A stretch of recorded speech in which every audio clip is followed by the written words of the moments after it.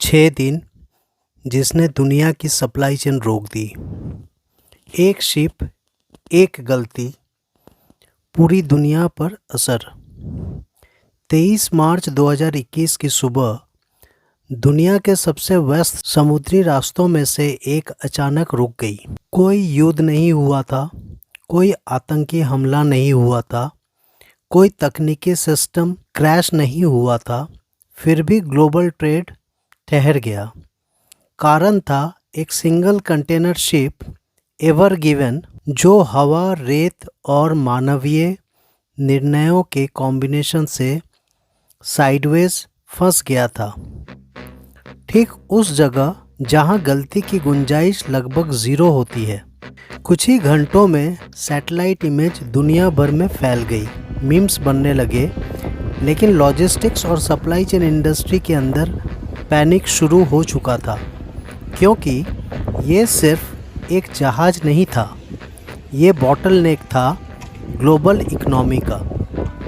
ये कहानी है उस पल की जब मॉडर्न ग्लोबलाइजेशन की फ्रेजिलिटी पूरी दुनिया के सामने एक्सपोज हो गई। ग्लोबल ट्रेड की लाइफलाइन। सुएज़ कनाल सिर्फ एक पानी का रास्ता नहीं है, ये यूरोप और एशिया के बीच सबसे छोटी समुद्री कनेक्शन है, जहां से दुनिया के लगभग 12% ग्लोबल ट्रेड गुजरता है। हर साल हज़ारों जहाज इस नैरो पैसेज से निकलते हैं।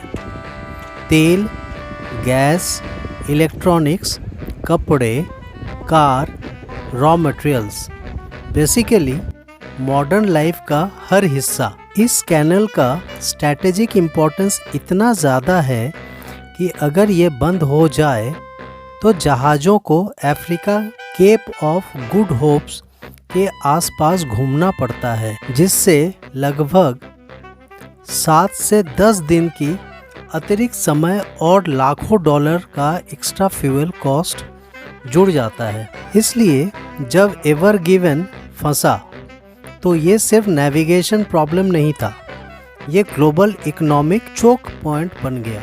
शिप का साइज और कॉम्प्लेक्सिटी। एवर गिवन दुनिया का सबसे बड़े कंटेनर शिप में से एक था, लगभग 400 मीटर लंबा, यानी 4 फुटबॉल फील्ड के बराबर, और इतना भारी कि पूरी तरह लोडेड होने पर इसका वज़न 2 लाख टन से ज़्यादा हो जाता है।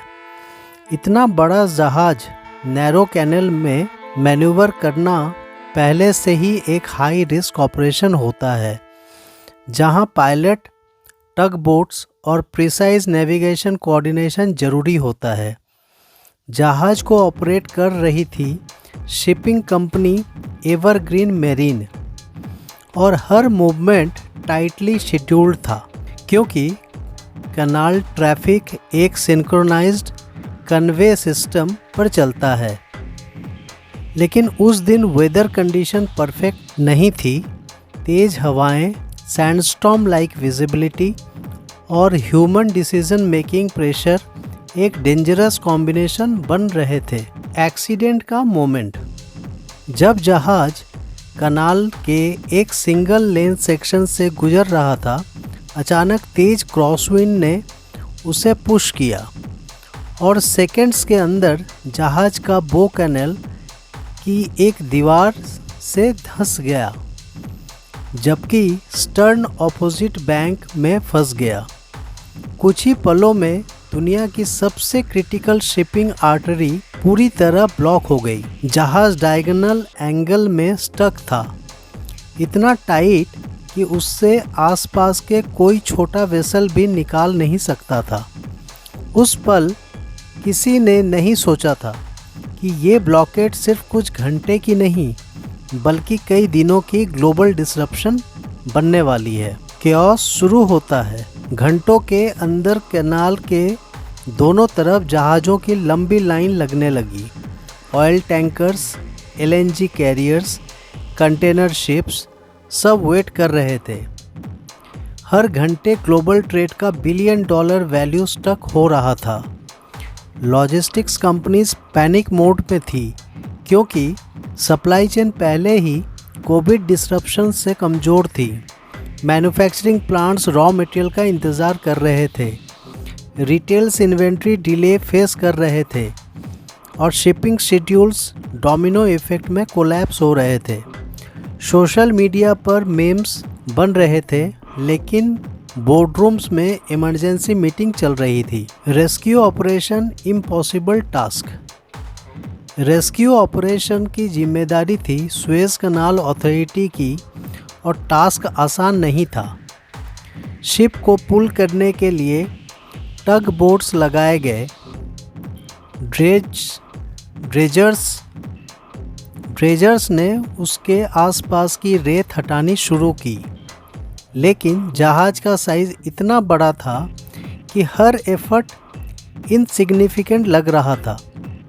इंजीनियर्स को टाइट लेवल, सॉइल रेजिस्टेंस, हल स्ट्रेस, हर फैक्टर कैलकुलेट करना पड़ रहा था, क्योंकि एक गलत मूव जहाज़ को और ज़्यादा डैमेज कर सकता था। पूरी दुनिया लाइव ट्रैकिंग कर रही थी। Satellite image, news channel, maritime analytics और हर गुजरते दिन के साथ प्रेशर बढ़ता जा रहा था। Global economic shockwaves.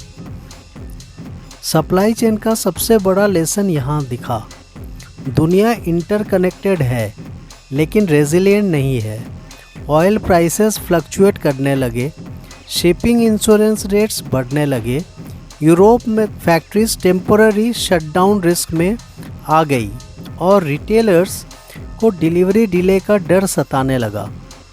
Experts estimate कर रहे थे 9 से 10 बिलियन डॉलर ट्रेड इम्पैक्ट हो रहा था। कंपनीज को अल्टरनेट रूट प्लान करने पड़े।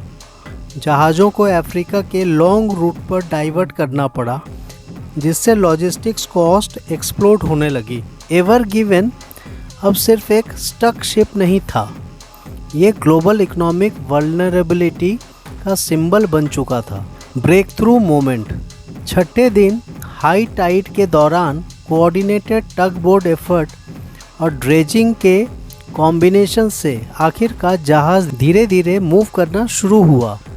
पूरी दुनिया ने राहत की सांस ली जब एवर गिवन कैनाल से फ्री हुआ, लेकिन असली इम्पैक्ट अभी ख़त्म नहीं हुआ था। कैनल रीओपन हो गई, लेकिन बैकलॉग क्लियर होने में हफ्ते लगने वाले थे।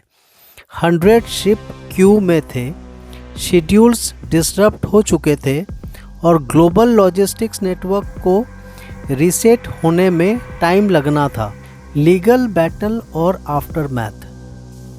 इंसिडेंट के बाद लीगल डिसरप्शन शुरू हुई। डैमेज कौन पे करेगा, डिले की कॉस्ट कौन बेयर करेगा, इंश्योरेंस क्लेम कैसे सेटल होंगे। इजिप्शियन अथॉरिटी ने जहाज़ को टेम्पोरेरीली डिटेन भी किया कंपनसेशन डिसरप्शन के कारण। ये इवेंट शिपिंग इंडस्ट्री के लिए वेकअप कॉल बन गया। Risk concentration, mega ship dependency और चोक पॉइंट वल्नरेबिलिटीज़ पर सीरियस डिस्कशन शुरू हो गए। कंपनियों को समझ में आया कि इमरजेंसी के चक्कर में रेजिलियंस सैक्रिफाइस करना कितना डेंजरस हो सकता है। एक शिप एक सबक। एवर गिवन इंसिडेंट ने दुनिया को एक अनकंफर्टेबल ट्रुथ दिखाया। ग्लोबलाइजेशन जितनी पावरफुल है उतनी फ्रेजाइल भी है। मॉडर्न सप्लाई चेन स्पीड और एफिशिएंसी पर बनी है, लेकिन रिडंडेंसी और बफर पर नहीं। एक जहाज़, एक गलती और पूरी दुनिया की इकोनॉमी स्लो हो सकती है। आज कैनल फिर से चल रही है, शिप गुजर रहे हैं, ट्रेड नॉर्मल दिख रहा है, लेकिन मार्च 2021 ने एक परमानेंट रिमाइंडर छोड़ दिया। कॉम्प्लेक्स सिस्टम फेल नहीं होते अचानक, वो क्वाइटली वल्नरेबल बनते रहते हैं और कभी कभी बस एक स्ट्रॉन्ग हवा का झोंका काफ़ी होता है पूरी दुनिया को रोकने के लिए। आपको ये वीडियो कैसी लगी हमें ज़रूर बताना। इस वीडियो को ज़्यादा से ज़्यादा लाइक करो, शेयर करो और सब्सक्राइब भी करो।